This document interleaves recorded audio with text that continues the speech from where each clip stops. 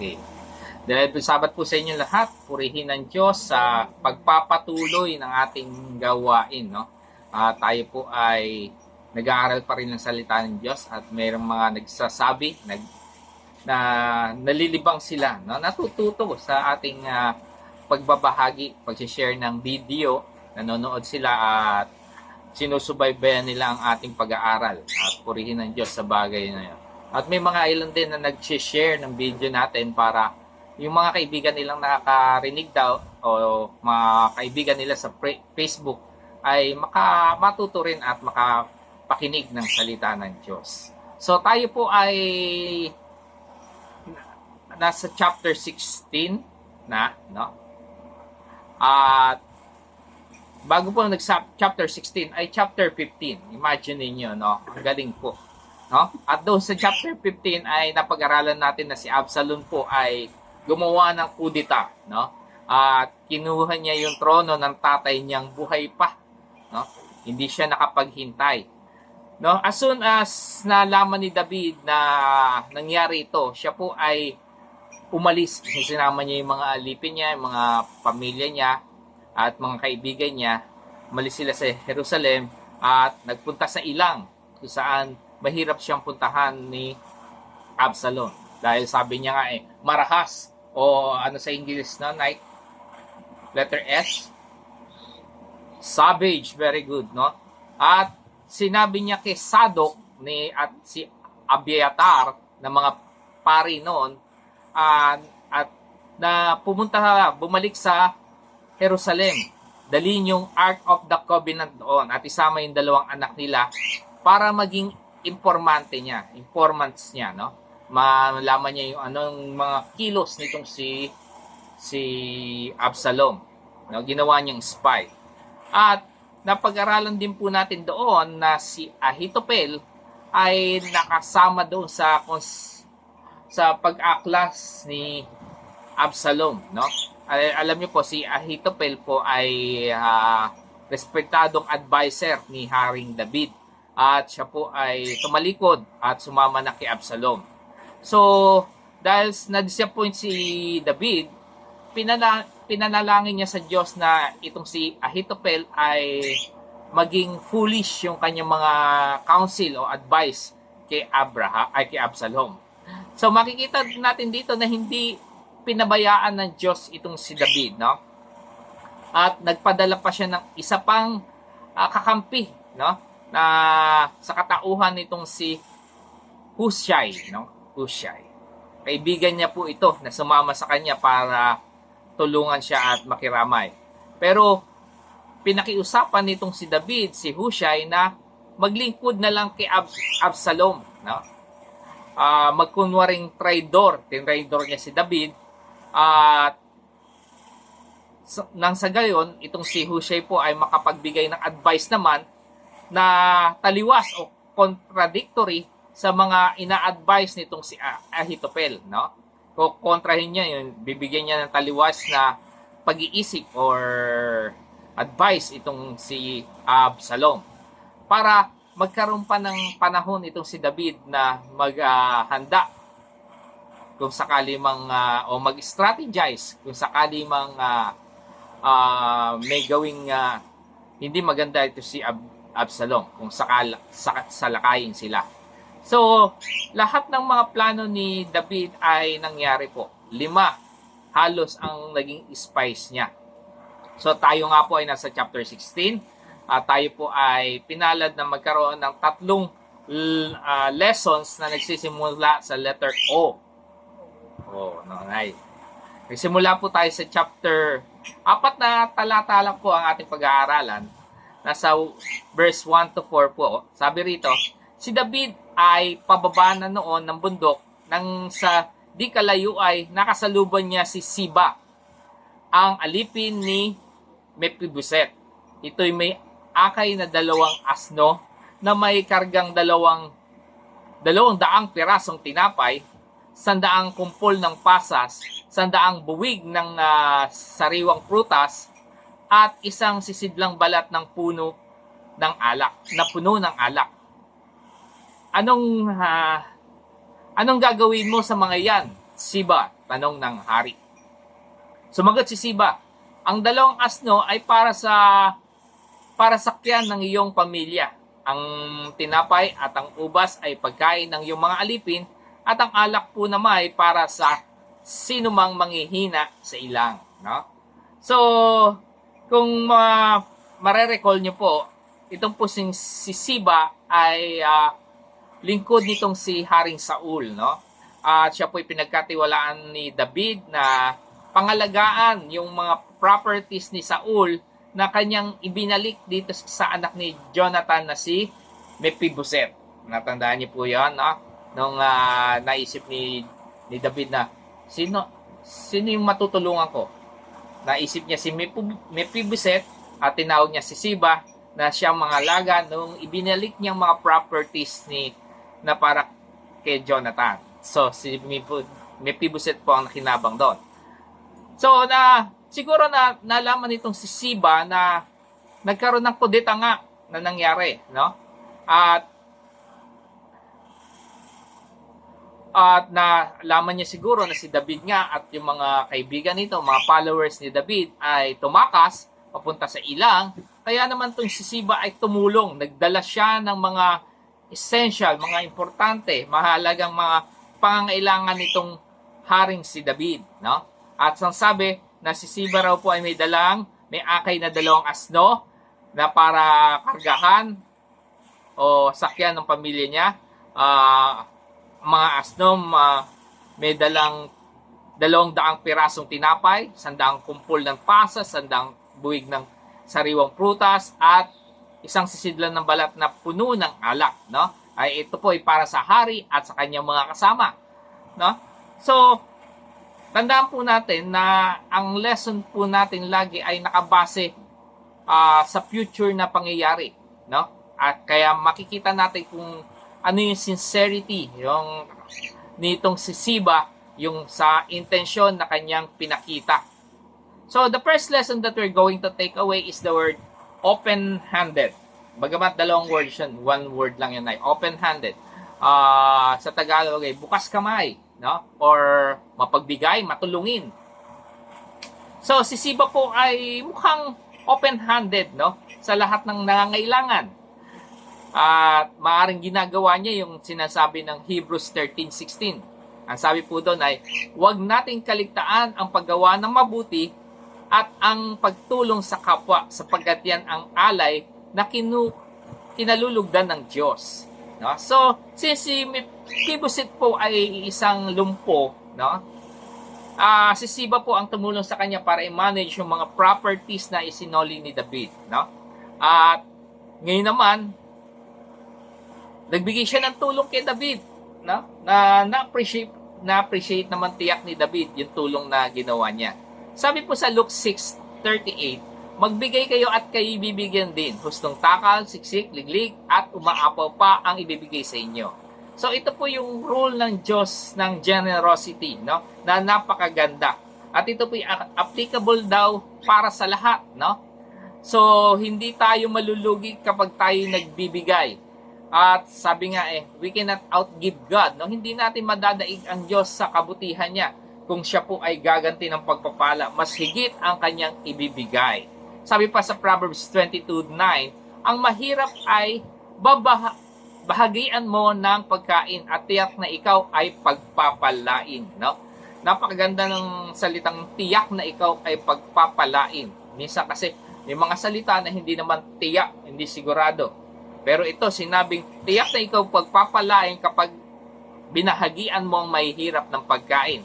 So, yung pagpapala ay sigurado sa mga taong open-handed. No?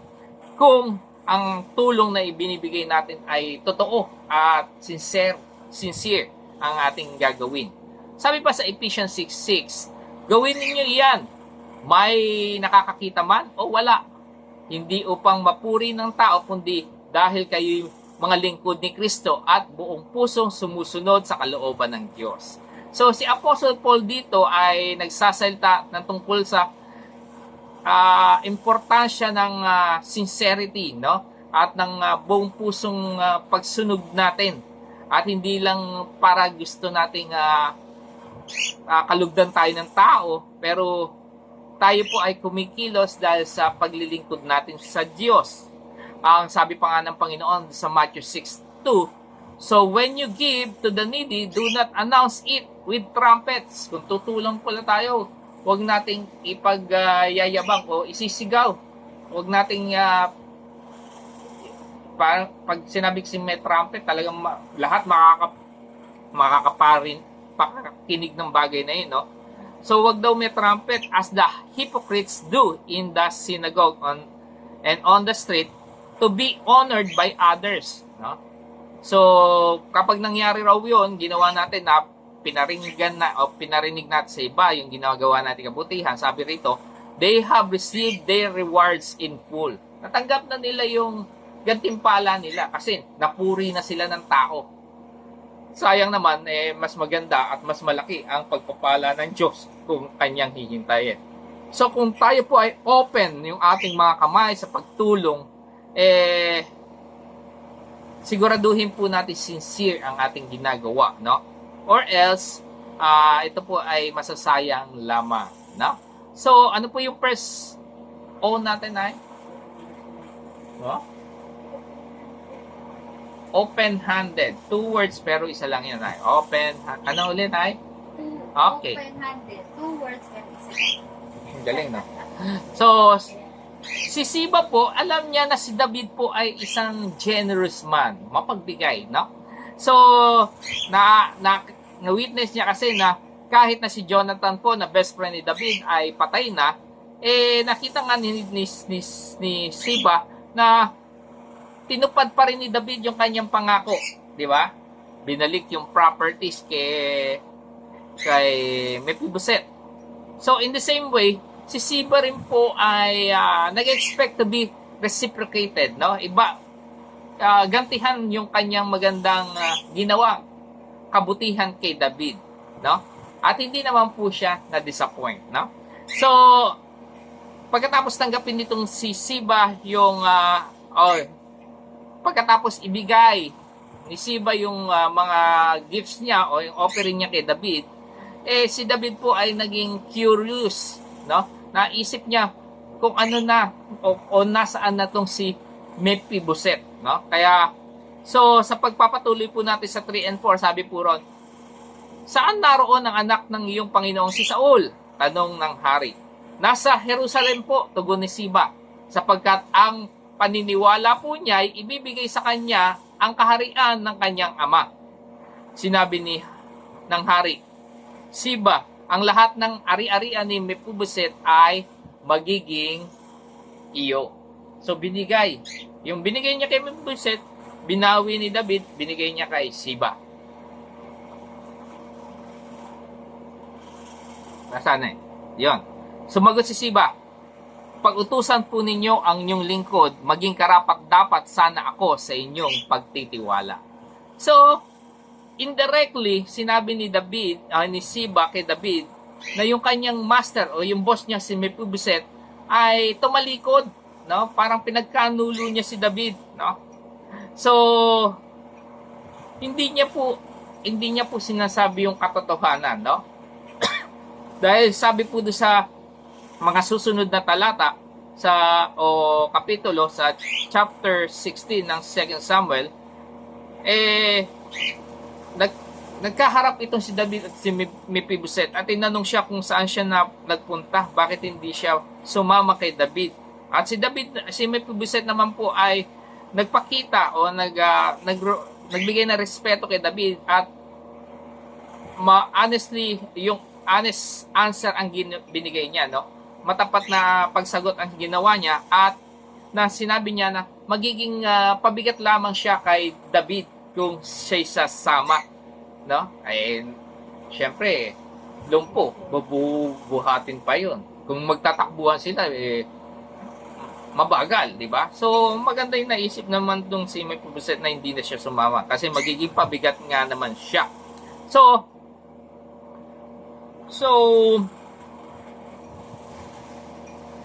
alam kasi ni Mephibosheth na si Absalom ay isang rebellious na tao, no? At hindi niya nire-respeto ang sino man.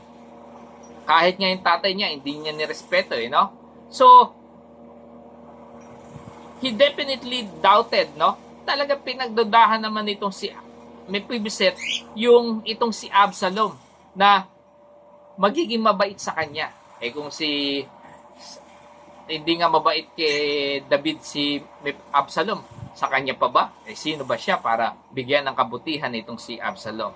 So, since si Mephibosheth po ay wala doon nung nag-usap si David, nung nag-offer si Siba, wala doon si Mephibosheth, hindi niya kayang ipagtanggol lang sa kanyang sarili ng pagkakataon ngayon. So, si Siba po, ginamit niya yung opportunity para makuha niya yung favor nitong si David. So, the second life lesson that we're going to take away is the word opportunist. Ano yung opportunist na yan? Opportunista. Yun. Ano yung una? Open-handed. No? Yan yung opportunist, no? Mapagsamantala. So, si Siba, alam niya na si David nga po ay vulnerable, no? O may karupukan yung kalooban niya. Mahina siya nung panahon na yon. Siguro alam nitong si Siba yung kasabihan na don't promise when you're happy, don't reply when you're angry, don't decide when you're sad.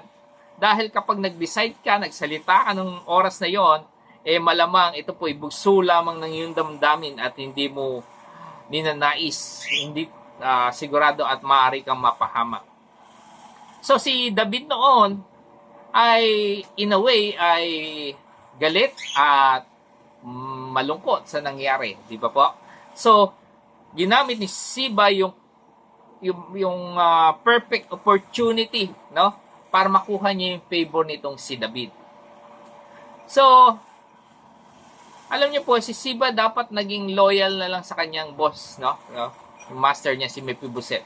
Dapat pinagtakban niya ang ginawa o yung sa tingin niya hindi tamang ginawa ng boss niya si Mephibosheth. At hindi niya sinabi yung bagay na yon. Sabi po sa Isaiah 10:1-4, medyo mahaba po. Sabi, mapapahama kayo mga gumagawa ng mga hindi na makatarungang batas na umaapi na sa mga tao upang pagkaitan ng katarungan ang mga nangangailangan, upang alisin ang karapatan ng mga mahihirap at upang pagsamantalahan ang mga byuda at ulila. Ano ang gagawin ninyo mga mapagsamantala sa araw ng pagpaparusa pagdating ng pagkawasak na magbumula sa malayo? Kanino kayo lalapit upang humingi ng tulong? O kanino ninyo iiwan ang inyong kayamanan upang hindi kayo mabalanggo o mamatay sa labanan? Sa kabila ng lahat ng ito, hindi nawawala ang kanyang puot.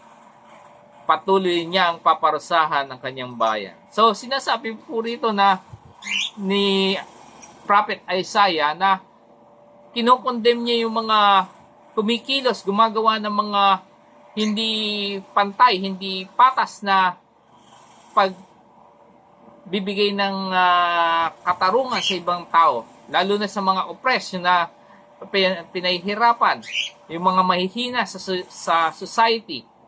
So, itong talatang ito ay nagbibigay ng liwanag sa consequences ng pag-aabuso ng kapangyarihan, no? At hindi pagbibigay ng hustisya, lalo na sa mga nangangailangan daw po. So ito po ay nagsiserve ng matinding reminder sa atin na tayo po ay maging responsible sa pananatili natin ng katwiran sa pagtataguyod natin ng karapatan o kabutihan ng mga naaapi.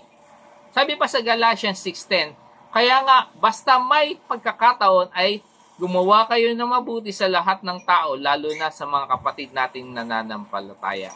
So si Apostle Paul naman po ay ini-emphasize niya rito yung kahalagahan ng kindness, generosity, no, sa mga Christian community. At tayo po ini-encourage ng mga believers na extend natin yung tulong natin, yung kabutihan natin.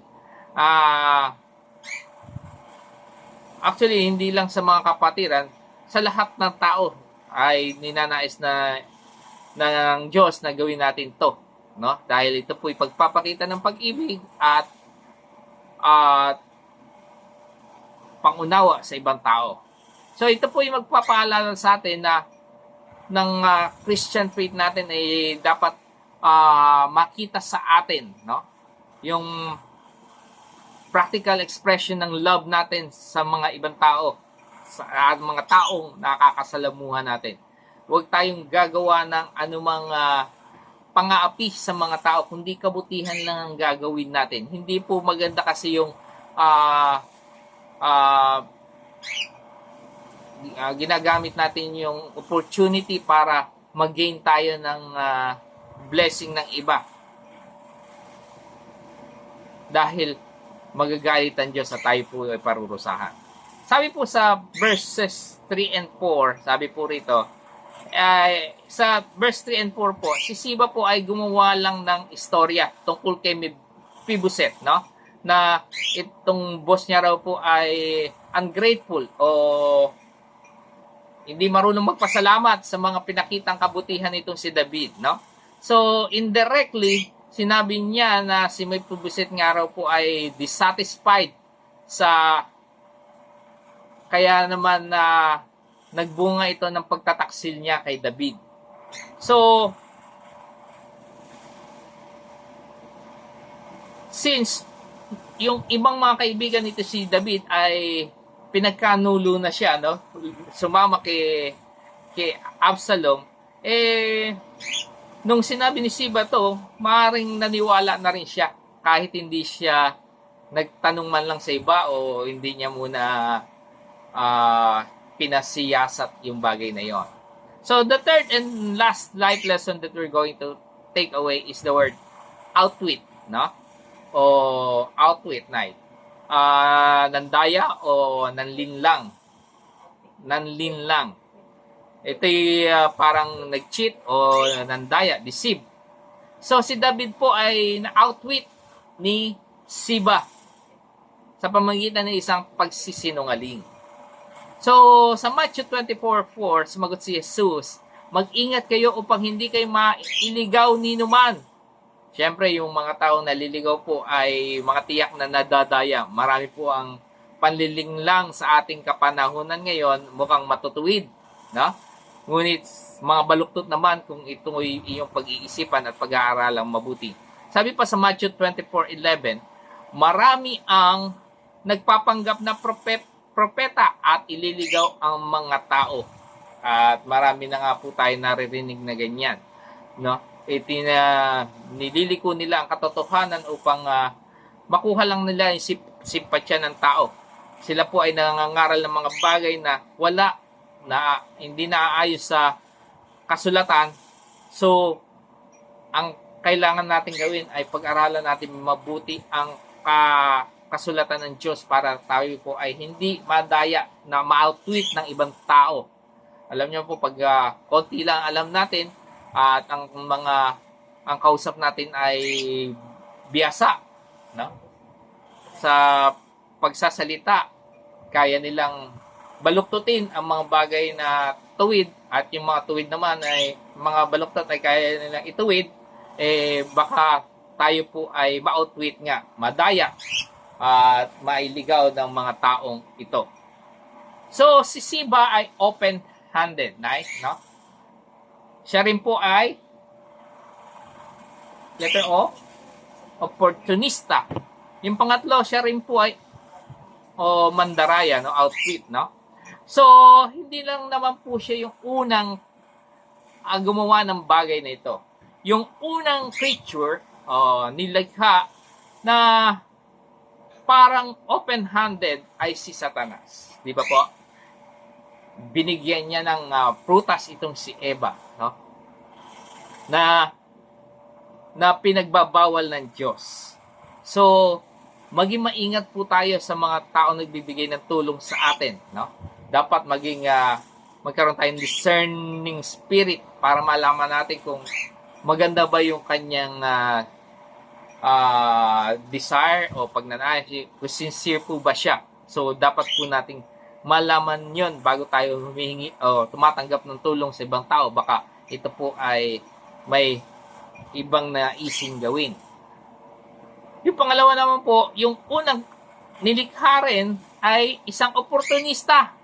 At walang iba kundi si Satanas din, no? Yung sa pamamagitan ng kapangyarihan na meron siya, na binigay sa kanya ng Diyos, ginamit niya rin yung kapangyarihan niya para i-dethrone ang Diyos, no? Or tanggalin sa pwesto ang Diyos. Pero siya po ay hindi nagwagi, no? Oportunista po ay hindi talaga nagtatagumpay. So yung unang nilalang din na nag-outwit, no? O nandaya sa tao, sa ibang tao sa pamamagitan ng kanyang kapangyarihan na binigay sa kanya, dinisib niya at kinumbins niya yung 1/3 of the angels, no? Na siya po ay mas better than God, no? Ito po ay nagpapatunay lang na hindi lahat ng may mga pakpak ay matatalino. Dahil 1/3 po ng mga anghel ay kanyang na daya. Ibig sabihin, itong mga anghel na to ay mga mangmang. No? So, the first time na narinig natin si Siba ay sa tingin ko po, siya po ay mapagkakatiwalaan. Dahil siya po ay pinagkatiwalaan ni David na i-manage yung mga properties para kay Mephibosheth. Pero ngayon, yung pananaw ko po ay nagbago. Dahil ito pala, para si Siba, para sa akin po ay isang masiba. No? He coveted the things that were not his. No? Hindi kanya yon. No? Kay ano yun eh, kay Mephibosheth. No? At naging matalino siya. Tuso itong si na manipulate niya si David, no? Si Siba po ay maaari natin makita do sa Psalms 5:9, no? Siya po siguro itinutukoy nito, no? Sabi, ang mga sinasabi ng mga kaaway ko ay kasinungalingan. Sa loobin nila ay pawang kabulukan. Parang bukas na libingan ng ang kanilang lalamunan. Pananalita nila ay pawang panlilin lang. No? So, imbis na gayahin natin yung pag-iisip nitong si Siba, gawin na lang po natin baguhin natin ang ating pag-iisip at gawin po natin yung sinasabi ng Philippians 4 verses 8 to 9 at dito po tayo magtatapos. Sabi po, finally, brothers and sisters, whatever is true, whatever is noble, whatever is right, whatever is pure, whatever is lovely, whatever is admirable, if anything is excellent and or praiseworthy, think about such thing. Whatever you have learned or received or heard from me or seen in me, put it into practice, and the God of peace will be with you. So, imbis na kung ano-ano iniisip nating panloloko, pandadaya, or gumawa tayo ng mabuti pero hindi naman totoo ang ginagawa natin, umisip na lang daw tayo ng maayos, matutuwid, mga kapuri-puri, mga bagay na maganda, kaibig-ibig, no? Ayun daw pong ang gawin natin at isipin natin dahil ito po ay magbibigay sa atin ng kapayapaan ng ating mga isipan. So, yun po ang ating pag-aaral. Delightful Sabbath po sa inyong lahat. Amen.